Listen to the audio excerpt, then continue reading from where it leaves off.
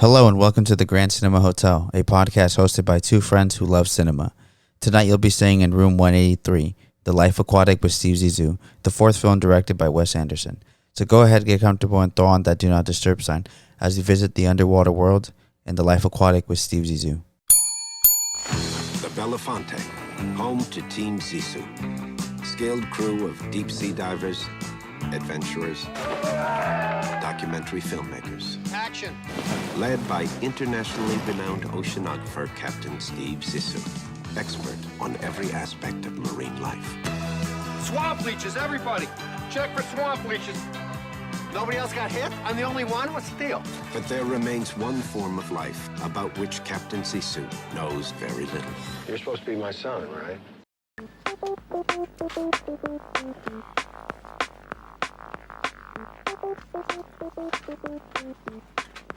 What's going on, all my Zissou Society Junior members? And thank you for checking back in. If you're listening on YouTube, make sure you like, subscribe, comment, as it goes a long way to help the channel. As always, I'm Gus, and I'm joined with my co-host Alvaro. What's up, guys? And we're back. The Anderthon, the Wes Anderson Marathon, continues. It's been quiet for a while. We did the first three. We're entering Wes Anderson's mid-period, and we're here with a really fun movie that we both enjoy. Nothing mid about it. Quite a bit. Yes, that is true. I mean mid as in the middle of his filmmaking career, just to clarify. I've never seen you get so angry. Your eyes, the way they just bulged in front of me like a cartoon character. How dare you! I will say about this movie, though, sublime. Yeah. But before we get started, it is a long tradition on this podcast for the almost 2 full years that we've been doing it. Oh, you know what? I do think this is over 2 years of doing it. If you're hearing this episode, the podcast has existed for 2 calendar years. So, wow, who could have seen that coming? Thank you to everyone who listens to the show. It's been a ton of fun, and I still love doing this just as much as I did when we first started, and there's some really good fucking movies coming out. We've seen some good ones recently, and we did want to acknowledge that it's Halloween, October. That's kind of where I was going with this when I started, before I had that crazy realization. No, I get it. Yeah, but it's October, so we've been watching some scary movies. I'll start off by saying I have seen this film today that I really enjoyed. Alvaro saw it a few days ago, When Evil Lurks. Let's not spill too much, because we're going to do an episode on this, but wow, right? Yeah, I mean, this is one of, I think, you talk about putting your conversation pieces all into one thought process as your partner is kind of like, the podcast has been founded on a lot of things, which is a lot of, like, highlighting, especially in the beginning, a lot of the movies that we just liked, whether people, liked them or not, or how often we were watching movies, but then it always was really tied into horror as well, so there's always a little niche with those things, and like Titan is obviously the first episode, so I think that always really bleeds into the podcast. And Lamb was the third, I believe. So we always kind of take, for us, October is Christmas on the podcast, so there's always a, certain vibe that we really like attached to all year, and this is the month that everybody else wants to be part of it. But yeah, this movie specifically, We've always been horror adjacent, huh? Sorry to cut you off before you started, but we're like right on that tiptoeing line of like we could easily be an all horror podcast, and I don't think we'd be worse off for it because I love that stuff. Yeah, like, I think the only thing that really stops us is we love Wes Anderson just as much. We love, Martin Scorsese just as much. So then we end up like liking these dramas just as much. So it's kind of like, oh, never mind. I still want to do those too. But that's why I kind of wanted to preface like this movie, from Argentina, Spanish movie. Very very small stuff. Heard about it. I had just was telling guests that I had just kind of heard about it from people who went to TIFF and on YouTube. People just kind of bringing it up. Horror heads that really enjoyed it. But there's certain movies that even when they're at these festivals that I think only a select people even kind of really want to see. So kind of went blind into this one and just really enjoyed its take, honestly, on just, again, not trying to give out too much, but on a theme that we've talked about on this podcast very many times. It's comparable to another movie that's out right now that I don't think I'll watch, maybe, once it's out, like The Exorcist. Just very common themes, but we don't, like this Argentina movie, just does it so well, and I really just couldn't really champion it enough, and I would wish more people go to watch it. I went in completely blind. I saw that you had seen it, and I saw that many other people I follow on Letterboxd and Guillermo del Toro as well championing this movie. So I was like, okay, cool. Let's go. Guillermo del Toro is always there to help spread, world Latin cinema, not just Mexico. Yeah. So I started seeing just small word of mouth here and there. The horror enthusiast of Letterboxd, going to town for this one. So I was like, okay, let me see what's up. And I know you will travel farther than I do to see a movie just because, with the kid and everything. But I was like, oh man, I really hope this is playing in our local theaters because I don't want to wait till this is on Shudder to go see it. Mm-hmm. And I would recommend if you can see this before it's on Shudder to go ahead and do that because as much as I love Shudder, it never works well for me. I don't think it's the greatest streaming platform. But, and I also think it is a little too niche sometimes that movies are not really going to get seen on there that I do think are worth being on something like Hulu or Netflix, where it's kind of when a Hulu movie comes out, like No One Will Save You, which is another movie I saw recently that I think is pretty good, or Prey, right? Like something like that on Hulu. It gets good word of mouth because Hulu is big enough that's like, that might as well be installed on everybody's TV nowadays. So I do think that sometimes Shudder is a little too small for the ambitious films that can be seen on there, and I do think this is one of them. To me, I think of The Wailing and I think of The Empty Man and small little doses of Hereditary with the family element of this movie. Yeah. I also don't want to get into it too much, but I will say, because you compared it to The Exorcist, that I think that this is a wholly original film on a very familiar concept. Right. I've never seen anything like this, and maybe because I've seen very few Argentinian movies, that's why I feel this way, but I feel safe going out and saying that I do think that this is a pretty unique film. I don't care what country you're from, that this is a movie that you don't really see just coming out every day, Yeah, I guess that's like it's really interesting to me. The availability of this movie was because it was all the movies that maybe later talk about after this that I've watched recently. This was at our local theater, which I found it. I think it has a lot to do with the people around us. They speak Spanish, so a lot of the Spanish spoken movies come to our local theater, and they weren't in LA, which I find interesting. So that's why I was just really lucky that I was able to watch this one on a day that I just kind of felt like was meant to be for horror. And this, I walked out after this was the last movie I had watched after 3 of them, and I was like, this one rips the most, and I'm glad we brought this one up first because I do think it's going to be the least watched one out of all of them as well. But I've talked in other episodes before about like not really. I obviously sometimes just like to shit talk, but like that's the limit. Like the capabilities or limited capabilities of Shudder. I still think that they're on their budget, and then one day that's going to change. But I do think this movie transcends whatever you might think a quote-unquote Shudder movie is supposed to be, and I think it does have a lot to do with it being international. So you don't have those expectations. You have American expectations or foreign expectations of other countries, but it just takes you for another swing and like something you're not really used to, I think. Yeah, I do think that this is the kind of movie that just transcends all boundaries, language barriers, genre. Like I just think this is truly a special movie. It's really jumped up my rankings instantly for like one of my favorite movies of the year. And next week we'll go ahead, or well, not next week, the next episode will be on When Evil Lurks and then Killers of the Flower Moon. So we will be taking a small break from the Wes Anderson marathon. Hey, guys, got a lot of movies, and the other ones are starting to come out. So as much as I would love the uniformity of every single one of them being next to each other, it is what it is, man. It's that time of the year. This is what people like me and you have podcasts for, because this time of the year where it's like, okay, this is coming out, Napoleon in 70 millimeter, Michael Mann's movie, all these movies that are coming out at the London Film Festival that I'm seeing people talk about, some of the movies that you've already seen, like Anatomy of a Fall, right? It's just like, there's so much coming that I don't think that this is going to be able.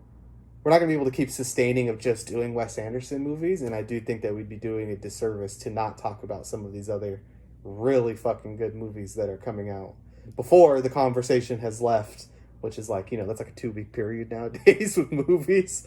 But yeah, I don't know.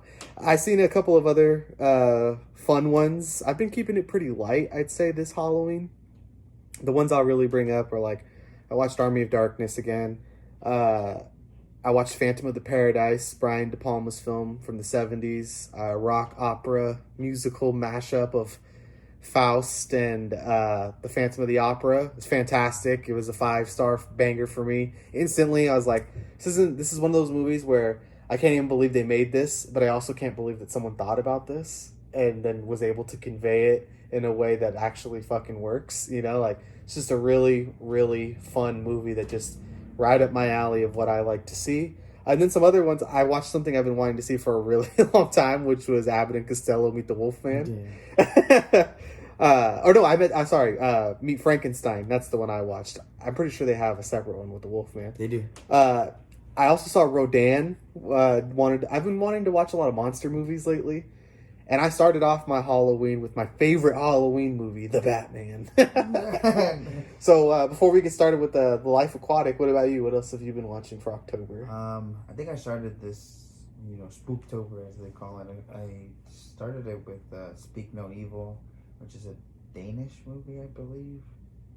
Yeah, from last year, I had just kind of seen a cool poster about it, so I wanted to watch it. Definitely would recommend it. I think a lot of people will get mad watching it. It's one of those horror movies that I think you're kind of like, I can't believe the parents are like that. But if I think if you're a parent, it gets to you. You know what I mean? So that's that was a lot of the reviews that I kept reading was like, this is very uncomfortable as a parent. Anyways, that was the first movie that I watched. The second movie that I watched was another small kind of film that I had heard about that I think was actually on Letterboxd's list for movies that are horror movies that are the most mentioned this year. And it's called The Passenger, which is this Amazon movie that I guess just has to do about a guy who works at a fast food restaurant. This is on Prime? Mm-hmm. Okay. He just loses it. And I would say its horror aspects are probably a little bit more minimal. But, again, we were having this conversation before the podcast that, like, mysteries, thrillers, horror, they all kind of linger into each noir, other, so. even. Yeah, exactly. So, and then another, just let me see. I guess it is another point before we really start talking about the Wes Anderson stuff, because I did watch other horror movies, but like you said, I kind of watched a lot of other movies that are coming out this month that aren't necessarily horror movies, not all of them at least, and they just kind of were out and you have the chance to be able to see them. But like you brought up before, I saw Anatomy of a Fall.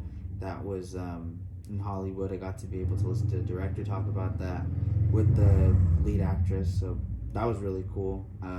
I do think that's probably one of the best movies of the year, and I'm sure whenever everybody else catches it, it'll get that kind of, we've talked about for 2 last years, we've talked about the winner, of Cannes, so this is that movie, so it lives up to the hype. I saw The Royal Hotel, which is another cool tension, kind of, I think counts for Spooktober, Australian movie. Cutting it a little close there to our name, huh? Yeah, that's true. Neon's been promoting this movie, saw it, liked it, thought I could do more, but still would recommend watching it. And you already brought up When Evil Lurks, and I also just watched a couple like The Strange Way of Life, which is Pedro Almodovar's short movie with Pedro Pascal and Ethan Hawke. Cool commercial, man. Was it this year's Power of the Dog? Yeah. I like it more than Power of the Dog, but I this year's gay cowboy movie. I was just mad that it wasn't longer, so that that's my only complaint, really. I can't really say that it was like, oh man, I wish I was longer. And then when I saw that they were showing after it The Human Voice, which I didn't know he had made a short film with Tilda Swinton, that was really cool too. So nice. So we can get to the main conversation here. transitioning over back to Wes Anderson. It was nice to take a small break from his movies, but after watching The Life Aquatic again, just brought me back, man. I'm like, this is why we're doing this. I've had some experience with Steve Zissou now for a while. This is a movie I've probably been watching now for about 7 or 8 years, I'd say. This isn't my first go around. I've probably seen this now maybe like 5 or 6 times. The first time I saw it is because I was really getting into Wes Anderson, and I started thinking like, oh, what are these ones that people are saying are like so weird or whatever? Like, what's the big deal, you know? So this was the one that always sticks out. I do think that this is I guess you could say, controversial movie in his cabinet, which is funny because it's like, how could anything Wes Anderson makes be controversial, right? But we were talking off mic about how this is really the one, I think, that hones in where people either love it or hate it. And I do think it's maybe because the irony in this movie is really, really heavy, like even more than the Royal Tenenbaums, which always kind of felt like more heartfelt throughout the whole movie, you know. And like this one is really sad, really ironic. I do think that the word that gets thrown around about him, you know, quirky, it's like, yeah, this is the one. If you really want to pigeonhole one of them and call it, oh, the quirky one, like I would think it's Steve Zissou. But after this rewatch, I think this just confirmed for me, it's like, this is still upper tier, maybe top 5 to 7 range for me. I really, really like this movie. Everything about Wes Anderson that I like is here. I think Bill Murray gives a wonderful performance. I think it's a really emotional performance. A lot of feeling in this movie. Like, I feel like, yeah, there is a lot said, but there's a lot more that's like unsaid in this movie to me that really, like, the quiet moments is what sits with me more than the actual dialogue. But yeah, I really do like this one a lot. It just confirmed it for me on this rewatch that, yeah, man, Steve Zissou I still think is pretty good. I don't get what the big deal is. How do you feel about this one? Yeah, I mean, I think I always kind of, we've been talking about him. Oh, obviously, kind of connecting back was all his short films that came out. Last month saw those 2, but when you see like the French Dispatch now, and you're always like, I wish they were just 3 movies. Because yes. He's so good at being able to do all of those things that you're like, he's the only one that draws me into those worlds and convinces me that this is how this world works, and he's the rule maker. And I think that Steve Zissou is almost the best one that has to do with that aspect, because I mean, there's every like the fictional world building. Yeah, and like the fact that you could also get, he does his little cardboard cutouts and makes the animals look like that, and and the sets, like I just think he's having the most fun here. And I also think, like, in terms of, this is even before knowing what the movie is, I think even the attire here the whole time really stands out. And I think it's the fact that it's the beanie is something very simple, but I think it's like, again, it makes the characters, once you dive into the movie and kind of get to know them and his crew and everything, they start to kind of stand for the symbolism that all of these crew members are a derivative of him, or like all are with his team or something. So even like the small things that you think are just kind of dumb or quirky, like why is he wearing an orange hat, kind of also have like this meaning. And it's because they're like maritime, like that, brotherhood. Yeah, like they're brothers at arms, they risk their lives out on the sea.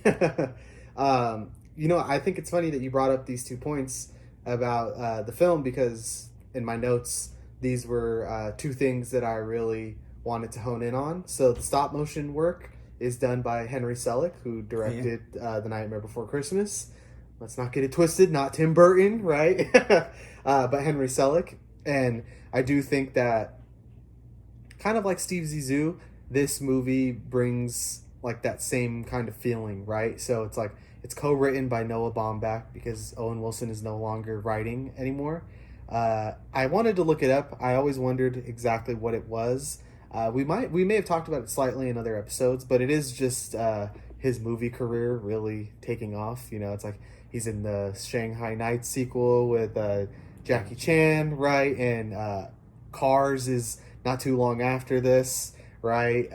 Meet the Fockers. So he started becoming a Zoolander and all that kind of stuff had come out, right? Meet the Parents. So he had become much more of a household name in one of the J-Lo movies, right? No, that's really current. Yeah, that's really current. Yeah. But you're not far off on saying like some shitty romantic comedy. Yeah, exactly. I'm like, I can't remember at this time. But yeah, he just got really busy, and he also said that he felt like acting was more freeing, that he had more of an ability to improvise, because a lot of Owen Wilson's dialogue in his movies that are not Wes Anderson's are heavily improvised. So I do think that maybe his star power as an actor is bigger than it is as a writer, you know, where he can come in and be like, oh no, trust me, like, I'm going to say this instead. And, it, you know, just a little more freedom than he might get working with Wes Anderson. Marley and Me, sorry. Yeah, Marley and Me, You, Me and Dupree, you know, Marmaduke, Drillbit Taylor, the classics, right? Yeah. How Do You Know? Sheesh. Yeah, that's why I'm like, oh my god, I gotta look at all these. Like, look at this. Hey man, actors gotta get Hutch. Starsky and Hutch. Yeah, man. I really like that one. I'll go to bat for that one. I like Starsky and Hutch quite a bit. But yeah, so I do think that just the world that he inhabits outside of Wes Anderson movies. Get your bag, dog, right? Bag, son. Yeah, I guess there's nothing wrong with that. It's just not exactly what you would hope. When he works with Wes Anderson, he's comparable to like an old Hollywood star, right? You're like, I don't know, maybe this guy's one of the best working actors today. But then when you're watching Marmaduke, you're like, nah, I don't know. Marlon Brando, you know what I mean?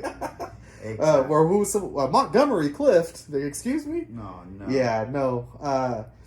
And then for the costumes and the attire and things of those nature, I had brought up in the last episode that he worked with the same crew for the first 3 movies, and then on Steve Zissou, new members are introduced. So, new costume designer, and her name is Melina Cananero, and she is an Italian costume designer.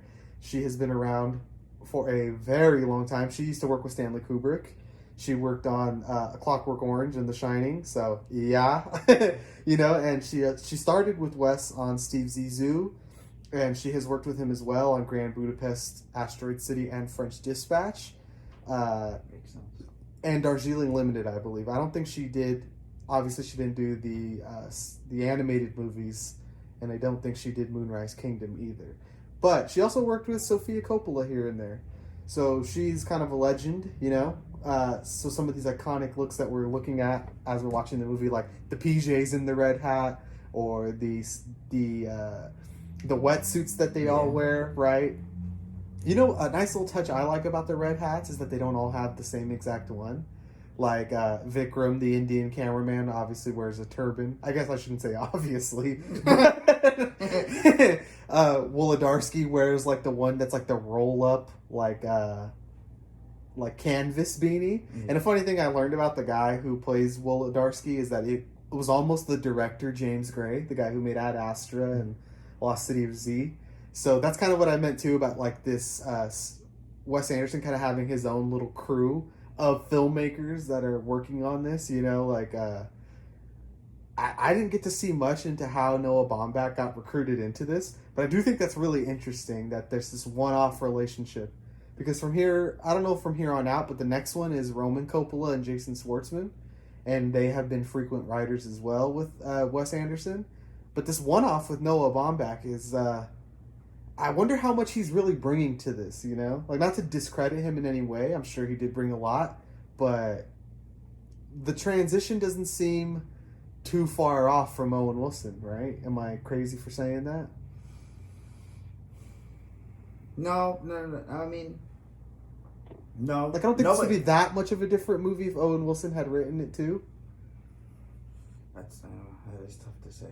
I guess because... Obviously, I'm just reaching here. It's hard to say just because in prior episodes I had made a comparison between I think that there's a lot to do with them, you know, Baumbach and Wes, and then I didn't know up until doing the research for this episode that he wrote one with them. I didn't even know that they'd ever worked together. So then I'm kind of like... Twin Flames. I would go off to say, based off me reaching, is that Noah learned a lot from Wes here, but I do think that the fact that he's Wes is willing to give him the same credit that he later gives, or that he earlier gave Owen Wilson, and then also gave, later Roman Coppola. I do think just because of the kind of person Wes is, it does seem like that's just the level of collaboration he seeks. So that's just that would be based on my assumption. But I do think there is I think that's what I was saying, this is the start of the quirkiness. Yeah. Which is what people have an issue with, when we watched White Noise, for example. People could not get over the quirkiness. So who is to say that the quote-unquote quirkiest he's ever been was when he was with Noah Baumbach?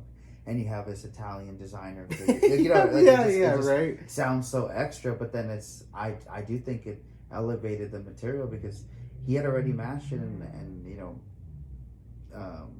Rushmore, he already mastered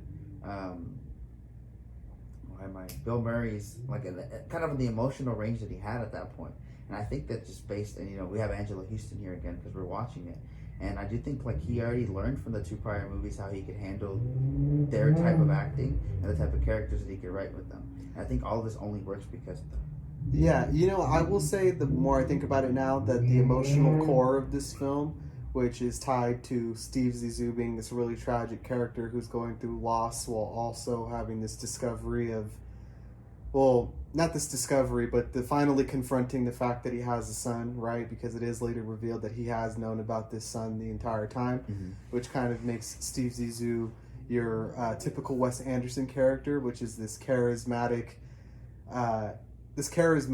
character. And I say that to say that these main characters of Wes Anderson's truly do fit the bill of a character. You know, Steve Zissou is someone that doesn't exist in the real world, but he does fit into that literary box, or he's an extension of the Tenenbaums or Max Fisher, this really exceptional person, or at least he was at one point, right?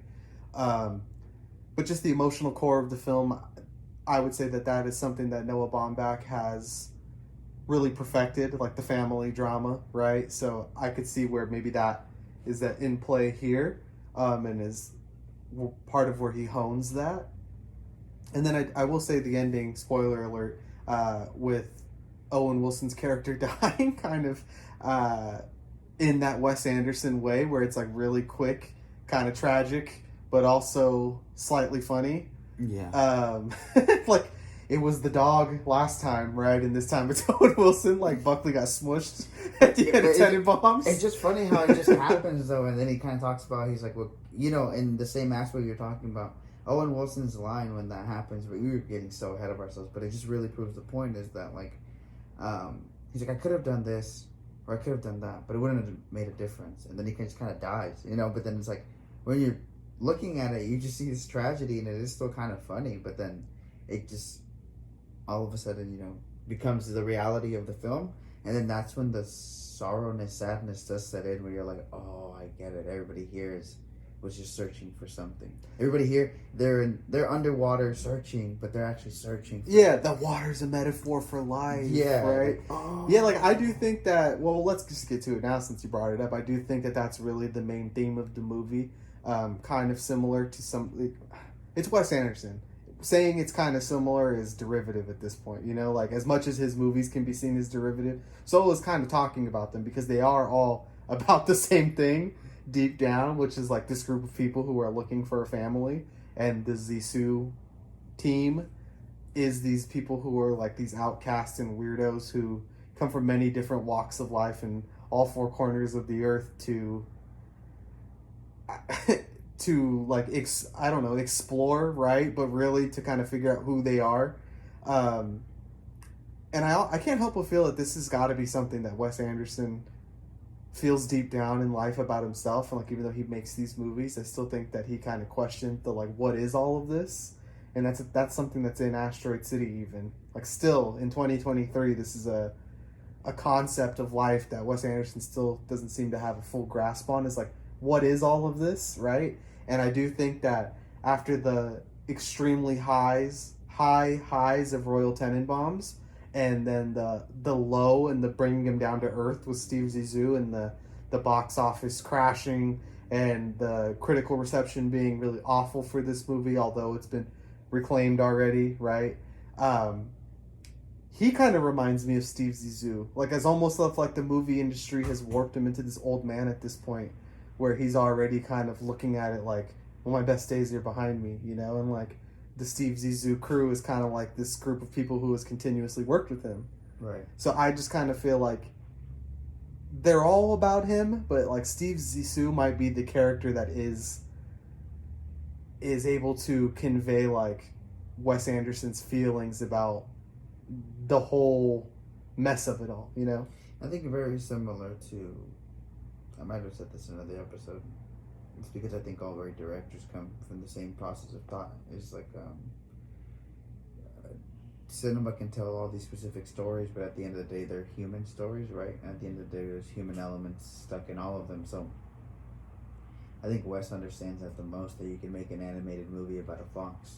And at the end of the day, the fox's struggles are just he's doing everything once you personify that fox to fit in, to be happy, to be, you know, have a good life. But what does that mean?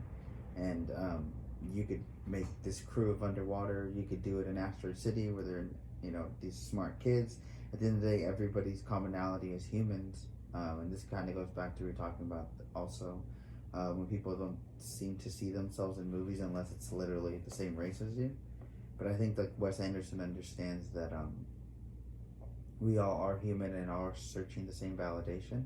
And even when we say that we're not, it's through some type of trauma or there's something that needs to be addressed. And I think, like you said, who knows if that's something he's enamored by. The fact that, you know, every human does all of these things for X, Y reasons, but the real reasons are obviously just always bare bone the same. And I think obviously because we've sat here and talked about so many of his movies, it starts to, you see the through line, and maybe that's why some people think he's a one-trick pony, you know, because they're like, you keep talking about the same thing and you just keep showing me, but is that not life, you know? Yeah, and it's kind of like you said, there's directors who, some of the best, have heavily recurring themes throughout their films, because it's like I think for them, it's kind of like this is the big theme in their life, you know? Like for Wes Anderson, it's like the searching, and like we talked about in the other episodes, almost like the settling of like accepting life for what it is as opposed to what you want it to be. And then like, I think the biggest proponent of this is Christopher Nolan. No matter what his movies are about, they always go back to time and the importance of time and how it's perceived, how we see it, how you can use it in movies to tell stories, you know, like whether it's Tenet or whether it's Dunkirk or The Prestige or Memento, like all those movies are about time. Maybe you could take out the Batman movies because those are a whole other thing, you know, like they're not his original concepts. He's working within a franchise and certain framework, but all of his original films, time, Interstellar, time, you know? Yeah, and then obviously because he's enamored by what that means, right? And it's kind of, you know, we've talked about Wes Anderson's transformation as a person in between these movies, and, you know, Bottle Rocket and even Rushmore, be like, this is a Texas born and bred kid, right?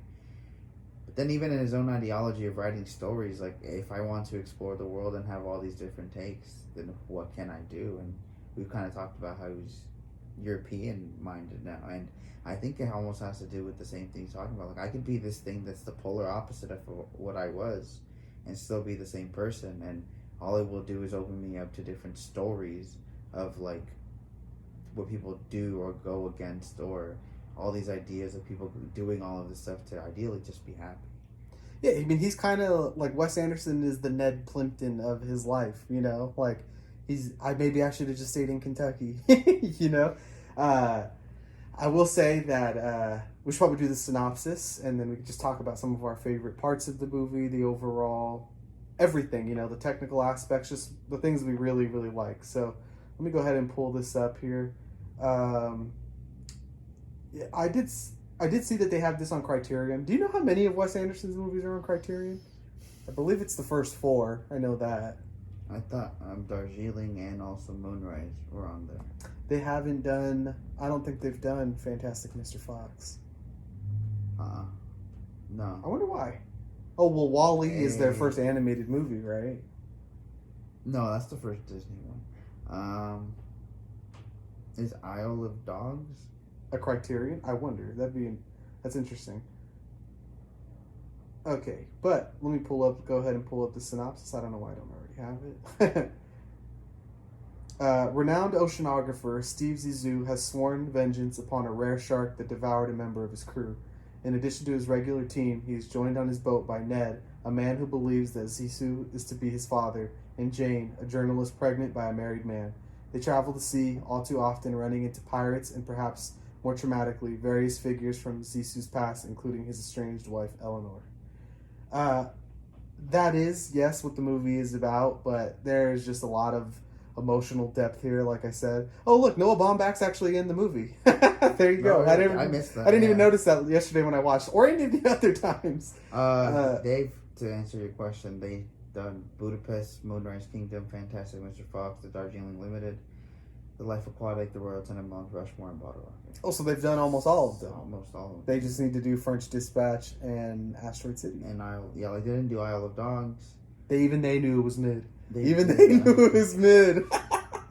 Yeah. Is that it? Yeah. Yeah, that is it. I wonder if any of them have the short films. You know how sometimes Criterion will cut you a nice little break. Like when I bought The Killing, it came with Killer's Kiss on it. Oh, you know what? Actually, I do think this is a good point. Just because Criterion's another, just like it's not a website, but I don't even know what to call it. Like I guess a company that really, really does shit like that we enjoy, but loves cinema. Is that what you're basically getting at? No, but is it that I like the art form? Yeah, I think they do the most to try to champion what we champion on here. But their description of like Wes Anderson, because they have all these like the Houston natives exquisitely designed, often hilarious explorations of family life, friendship, and the foibles of youth have influenced a generation of independent filmmakers. Which I think that's just like that is what all of the movies ideally have to do about. But I do think someone like Noah Baumbach, you have these ideas of themes that you'd want to present in a certain way, but it's the art of cinema can allow you to do so much, and sometimes some people choose to use it to its full extent, some people don't in certain degrees, and I think Wes Anderson chooses to use every aspect of filmmaking like to its fullest extent. So I wanted to start off by saying, now that we discussed the synopsis and we can just really get into anything from here, is the scope and the scale of this movie and what it's going to lead to. Because of the success of Royal Tenenbaums and the money it makes, he's obviously allowed a lot more freedom than he was previously. So I think he makes really good use of it. Cinematographer Robert Yeoman, who's been there since the beginning, talked about how, kind of like Spielberg with Jaws, it's like a lot of this is filmed on the water. Crazy shoot, because anytime the water is involved and you're on like these like islands in Europe and stuff like that, it's like the crew goes a little mad. Everybody starts getting that Zissou brain, It's like they all start getting a little crazy eye because it's really intense to shoot out on the water, and there's all these other extra safety precautions that come into play. But I like the idea that Wes Anderson has taken this leap into like doing something that could be seen almost like an adventure movie. I mean, it is, right? They go across the world in these ships. I'll save this for later, but his next film is actually like a road movie. It's like Wes Anderson on a journey, and it's like I do like that the films get bigger and bigger, and I think that with his direction in this movie, it steps up. Like there's a couple of action sequences in this film, and they're very reminiscent of like what you would see in Bottle Rocket, but like the fully baked version of it, like when they're storming the island to get back Bill for But that also that stuff's so good, That also reminded me of like when we were watching Rushmore, like why does Max plays look like they could be a movie? Yeah, it's like those certain things that made that play look so cool are now set into full motion into the movie, So that is one of my favorite scenes when they started to get them back. So I feel like I'll speak just for myself here that I flip-flop a lot on this movie between like, do I really like it because I think it's one of his better stories, or do I really like it because of all of the technical craftsmanship and stuff like that that's on display?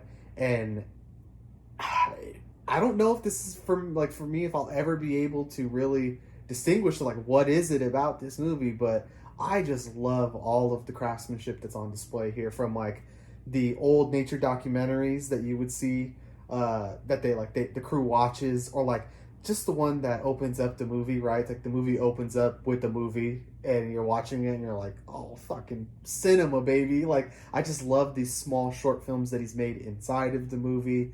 The stop motion stuff, right? Like the Henry Selick work that's on display here. The Belafonte and how they're able to use the camera to, the long tracking shot showing all the quarters, but then also some of the scenes of them going throughout the Belafonte. Like, he likes to smoke up top on the ship, right? And like, you'll see him walk through the entire thing and you'll see this lived in world that's like, it feels like a dollhouse, but it's not. And it's just everything I love about his movies, like, I just feel like this is where, for me at least, I'm like, no, this is where it gets really, really good, like in terms of the craftsmanship. Like, I know it's there in the first three, but from here to like Grand Budapest, which I think is like the masterpiece of him in terms of craftsmanship, like, I think this is where that starts, it's because he's getting a lot bigger of a budget now than he does in the other ones. So like, for me, just that kind of stuff that's on display here is just maybe why I like this movie so much. Like the fluorescent jellyfish, the jaguar shark at the end, right? Like the actual submarine that they use. I mean, just the jaguar shark. I was just saying, like, this last viewing, like what it meant, as opposed to just being, the quirkiness of what the jaguar shark looks like, but what it means to the story. And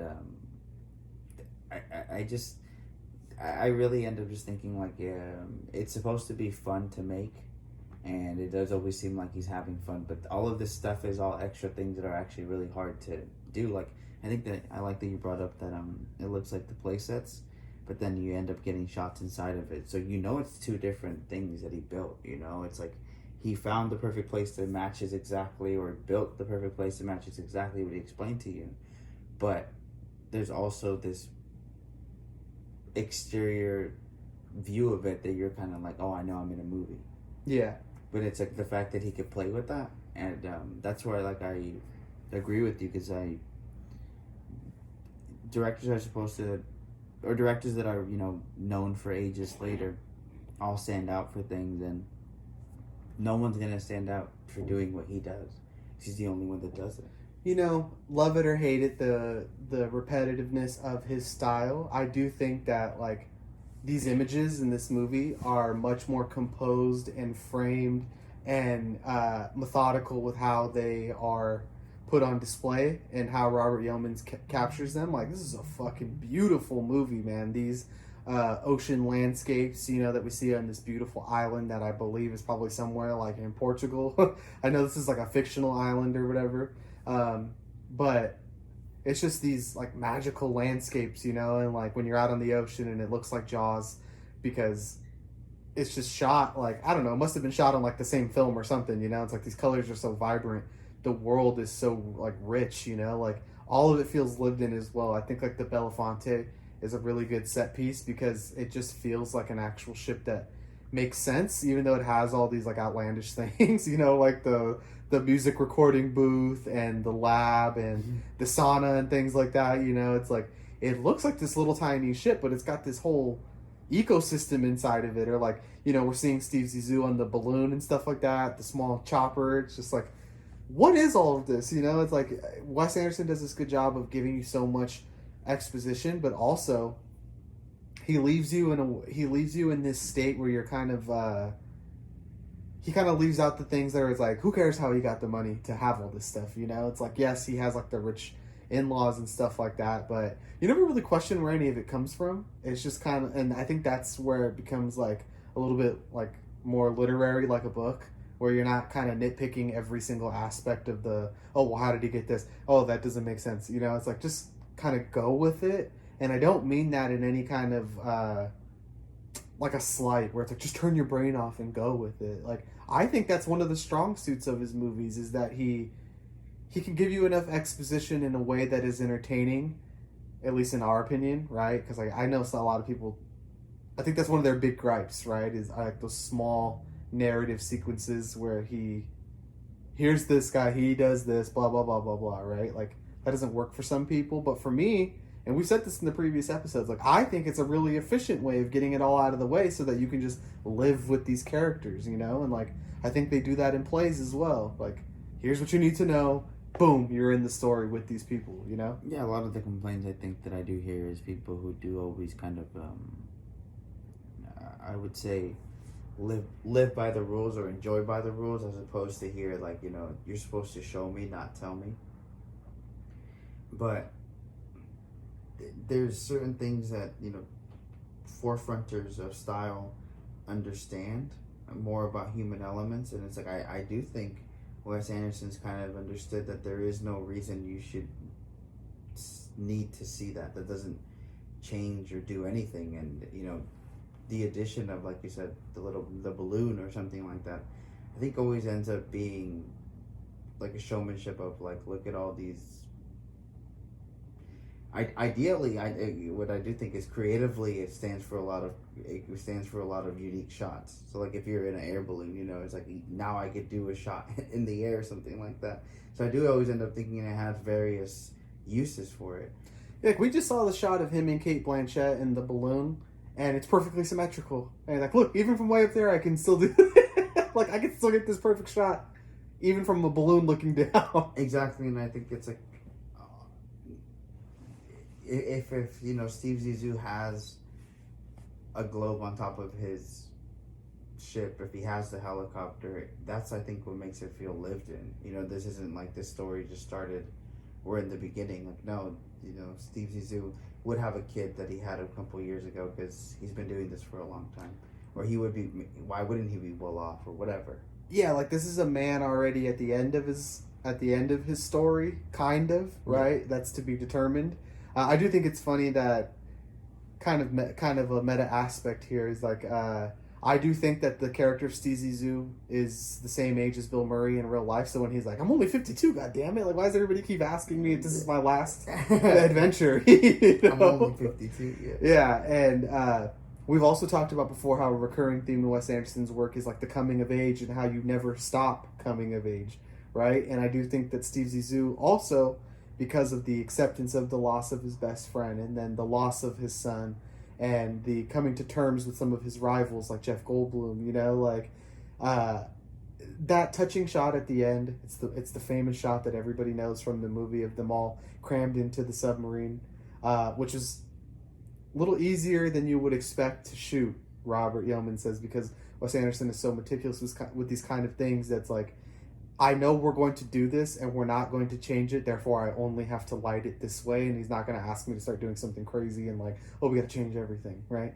But anyways, this really emotional shot at the end of the movie that is like the culmination of everything that's we've seen over the past 2 hours is like the like accepting of the loss and also coming to terms with like how his life is going to be moving forward.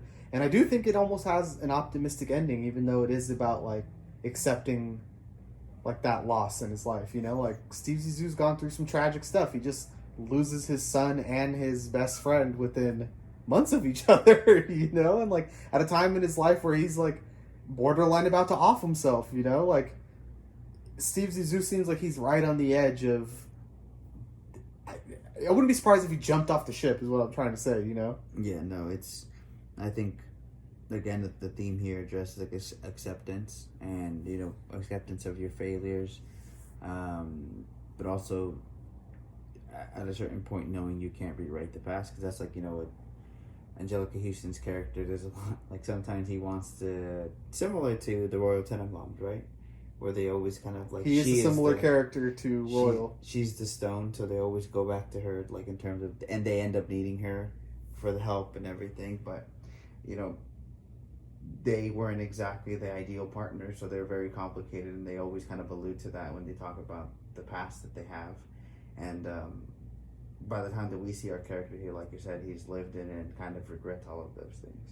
So we're kind of seeing somebody who does end up accepting where he is, whether that's knowing it's all his fault, whether that's a good place or a bad place.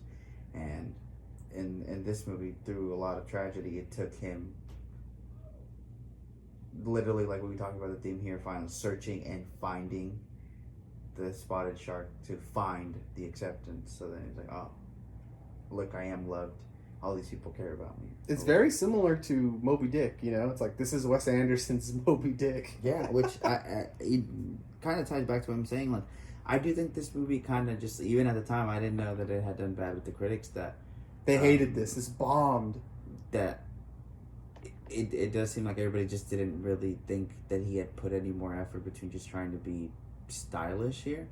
And I just end up, the more that I see it, I'm like, the movie stands out to me visually in my head because of, you know, the stuff that I remember in the scenes, but actually the story and what it's getting at is a very human element story that I don't think you would necessarily, like you said when you first tried to see this movie, I thought it was just going to be a comedy the whole way through. But I thought this would be laugh out loud, one of the funniest movies I've ever seen. The first time I watched it, you know, and it is funny, like, you know. But it's like I just thought in that dry, ironic Wes Anderson way, though, not of.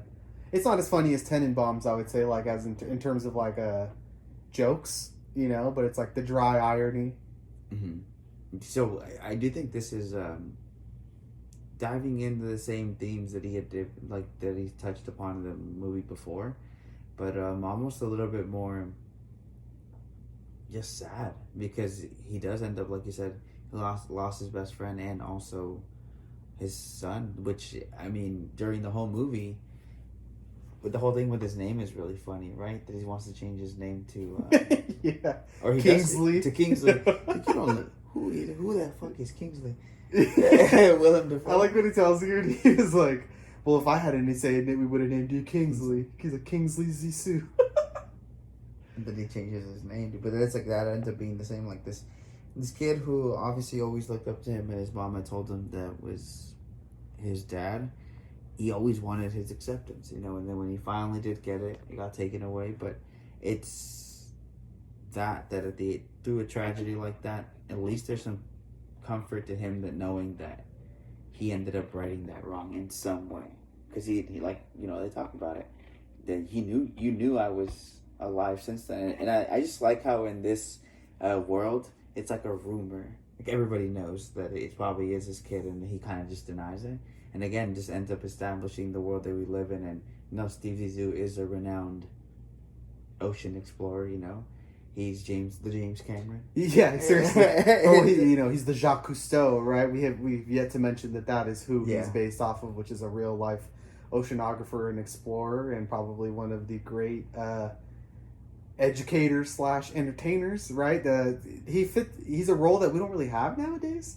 Like, you know, like the closest we have to somebody like that who is like a public figure would maybe be like Neil deGrasse Tyson, and even he's more of a celebrity than he is of an actual explorer or adventurer, you know. Like, we don't really have anyone like this anymore, like the Carl Sagans or the Jacques Cousteaus or those the volcanologists from Fire of Love, like how they were celebrities in their time, you know. Yeah, it's kind of people going in tin cans. Yeah, that was a stupid ocean game. A bunch of dummies. I was gonna say, yeah, you know, Steve Zissou would advise against going to watch the Titanic, and that's how I know he's real. I guess, you know, apt comparison. James Cameron is probably the closest thing we have, an explorer who makes movies, right? In his spare time. Also, of fictional creatures that don't really exist, right? There you go. Whether it be the Na'vi or the snowy white mongoose, right? Cast. Always got to mention the cast in a Wes Anderson film. So, Blanchett. I just soundbite that. Market 5302. Add in the quick. How have we never mentioned that before? That's one of my favorite sound bites. That, along with the new Donald Trump Silence of the Lambs, right? A lot of bangers. I do think Blanchett. we definitely need to step up the soundbite game because there's just too many good ones that have had that one movie involved. But yeah, Cate Blanchett, like you said, Lydia Tarr herself is in this movie. Jeff Goldblum, which I think he plays he just plays a funny like rival to Steve Zissou, right? Because he's like the polar opposite of him. Let's see, we got Owen Wilson, of course, right? And a recurring character actor on this show, because we did City of God, and I believe it's like Seu George or Seu Jorge. Pele? Yeah. He played Pele dos Santos. Which I was like, okay, is that really supposed to be like Pele, the soccer player? Are you serious? But he has a vital role in this film, not so much as a character, but as a part of the narrative structure, which is like these small interludes between scenes that have these acoustic David Bowie songs that are sang in Portuguese. And I will say it adds a very unique touch to the soundtrack that we don't have in any of his other work. Yeah. And I do really like them. I do think that he got it so perfect here that it's like, don't continue doing this. But wow, what a nice touch for this movie, right? Like something so unique that you don't really see in too many other movies, honestly. The soundtrack, God took a chance and it worked out, bro. Yeah. He knew. He just always gets it right. His first film without a Rolling Stones song. That's interesting. I wonder why. Did it? It couldn't have been because they used it all on David Bowie songs. Because when another person sings a cover, you don't have to pay the same royalties or whatever for using the song. So, I wonder why he didn't. I do think a Rolling Stones song would have fit in here perfectly, yeah. right? But interesting touch. What about is this the recurring character owner of the club in his real life in Texas? Is he in this one? I'm gonna have to check the. I can go ahead and check right now. But I wanted to bring up. Have you ever seen a movie called Strange Wilderness with Steve Zahn? It's a Happy Madison production. It's like set in the 70s or 80s. They do like a nature research show, just like the ones that Steve Zissou makes, but they're looking for Bigfoot. It's a really bad, like it's bad, but it would make a nice double feature because they're kind of existing in the same world. Universe, yeah. No, I never seen that. I'm sorry. What was the thing that you asked me? Oh, if the guy who owned the cafe, yeah, is in this one. I don't believe. I didn't catch so. this. Yeah, like that's. I think I was gonna say this is the first one he's not in. I think he's in the one after this. Yeah, they're not. They are not in here. It doesn't seem like it. You know what's funny is we were talking about. No, I don't see them in here. Seu George, we talked about him. Like he's also in a documentary where he does play Pele. Are you serious? Yeah. That's what Wes Anderson called it, dude. Yeah. He kind of looks like Pele. So the cast, going back to it, obviously Bill Murray. It's like, do I really even need to say anything? I'm sure many more people have said smarter things than me about Bill Murray's performance, but I do think that this is possibly his best role. I will say that. I need to see, Lost in Translation, maybe, whatever, but... After Groundhog Day? No, dude, his character in Caddyshack, best character. Oh, man. Ghostbusters. Yeah, Bill Murray, come on, amazing in this movie, but to me, my favorite little side character is obviously Willem Dafoe. Just so funny as Klaus, right? I don't think that this movie's really about the ensemble cast as much as it is some of the other ones. Like I know we do have a nice like maybe five-man team going on here, but I don't think that it's as good as like Royal Tenenbaums or as strong as the 3 performances in the Darjeeling Limited after. So maybe that's another reason why this movie doesn't hit as strongly for other people, but I still think that this is a pretty strong cast. I just think that it's because there's a lot of background characters. And they're like the Zissou team. They have quite a bit of dialogue, but they're not characters. They're background pieces. That's what I was gonna say. Is I hear because the movie's even titled what it is. Everybody does feel like secondary actors. This is more about one person than any of his other movies are. And so I don't think it's a detriment. I think the cast just isn't asked to do as much when it comes to the, I guess, realizations or quote-unquote tropes of the movie that keep it emotionally, going to the next stages. I mean, whether, Cate Blanchett's character here with the whole pregnancy and being in love with her son, I do enjoy because there's a whole other humanity spoken there, but I don't think it necessarily is even instrumental to the story. It just kind of ends up feeling like things have to happen to Steve Zissou so he can come to the accordances and acceptance at the end of the movie. I will say with the last 3 movies, Wes Anderson definitely has some weird vibes and feelings about relationships, right? Like, yeah, at least in movies, I'm sure. Who's to say what he's like in real life, right? But at least in movies, he really does explore the idea of like strange relationships that have romantic ties. You know, like reasons a of teacher attraction. and a teacher and a kid and an adult in a love triangle, or not really, Suppose, yeah, or even that, though. a stepbrother and a stepsister.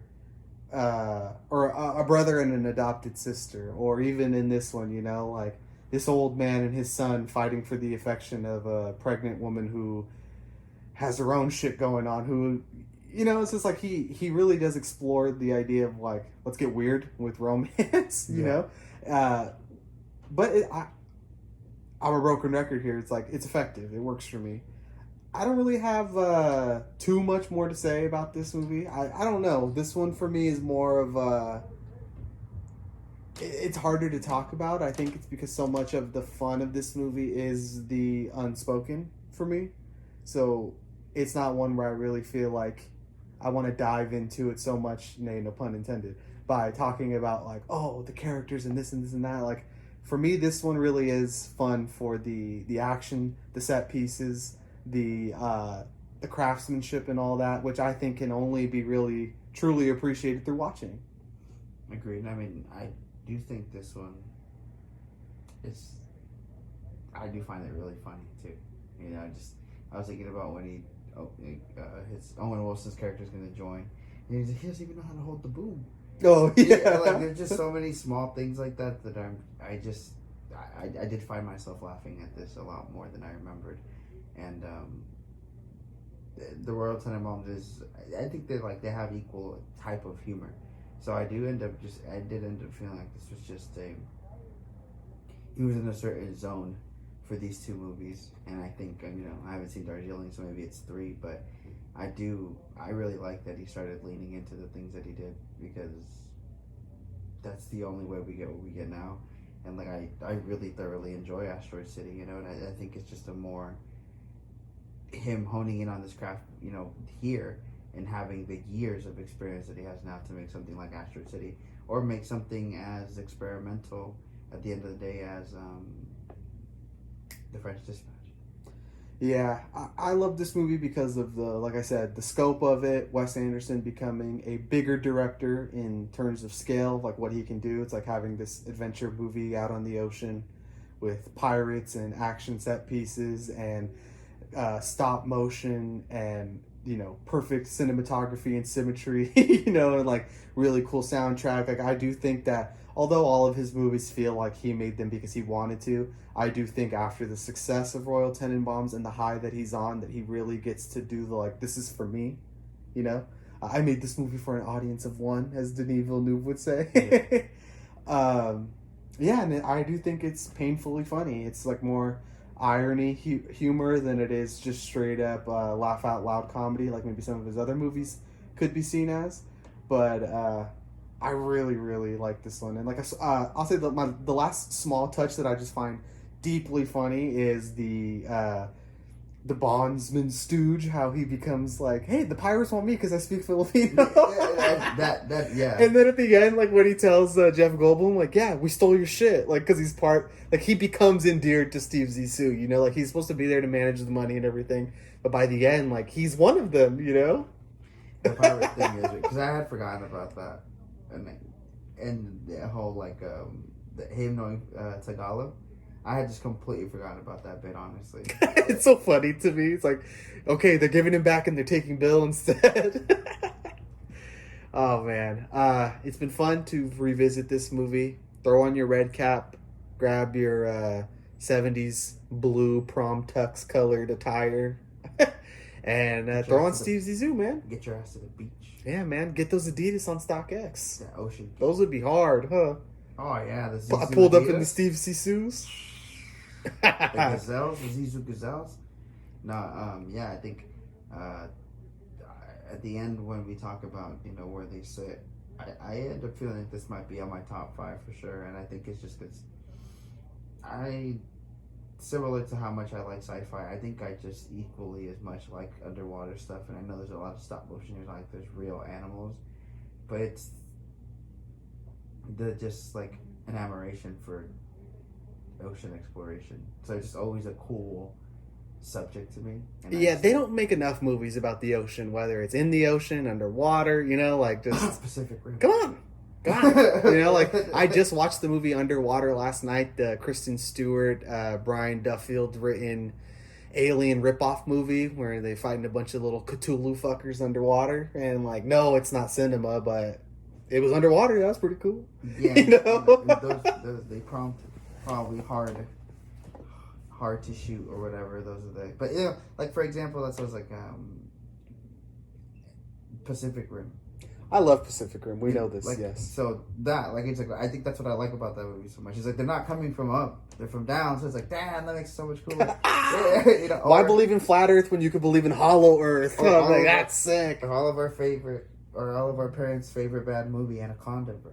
I've yet to see James Cameron's The Abyss, but they just restored it, like him personally. So I do want to see that once that becomes widely available. But like, I love me some Avatar. I love me some Aquaman. Steve Zissou. Some Meg. The Meg. Yeah, I am partial to movies that take place in the water Jaws. because come on.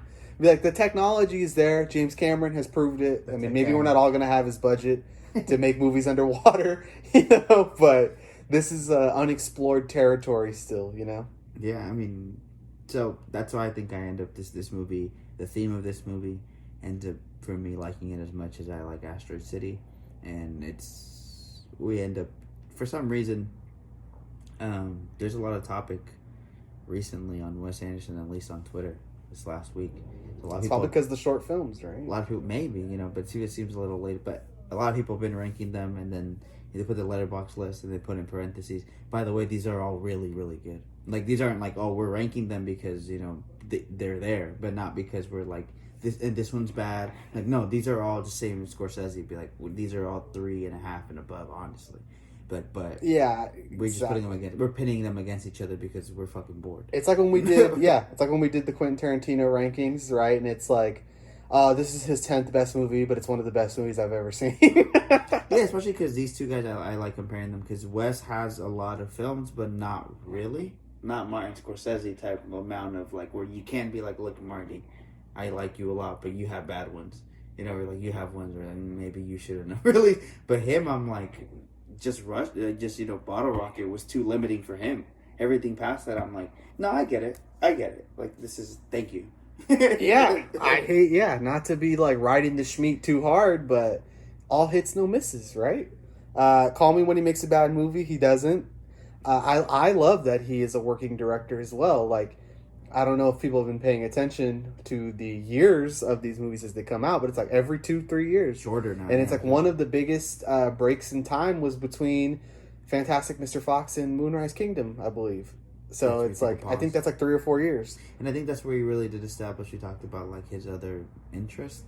And kind of like, I mean, he had already blown up, so he does other stuff like the short films or commercials for people and stuff like that. So he was never really gone. He just kind of wasn't.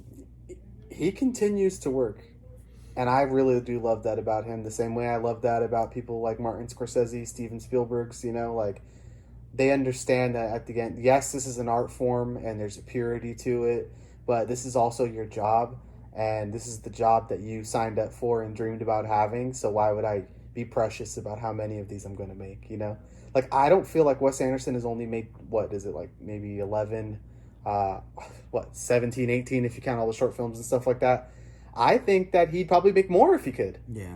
And, and it's like, it's weird I'm ending the episode talking about Steven Spielberg, but it's like, to get to that kind of level of like, oh, I did Schindler's List and Jurassic Park back to back, or Munich was shot and edited and released within 6 months. Like, that's insane. That's working on a god tier level that like will probably never be duplicated, especially at a quality like that, like Munich. But yeah, I mean, props to the guys who keep working, right? Like, that's what I want. Ari Aster, don't stop. Julia Ducournau, don't stop. Greta Gerwig, don't stop. It's like, don't give me these, I need to live my life. Because you're not Stanley Kubrick, okay? Like, when you become Stanley Kubrick, you can have that excuse of, I need 5 years to live life and ponder, right? Like, but until that day, you're all second tier. And you all need to get your asses to work and keep giving me more movies. My man was just trying to find books to do. Yeah, for real. 5 years, you're just reading a bunch of books. Yeah. Not good enough. Oh, man. All right. Anyways, so that's The Life Aquatic with Steve Zissou.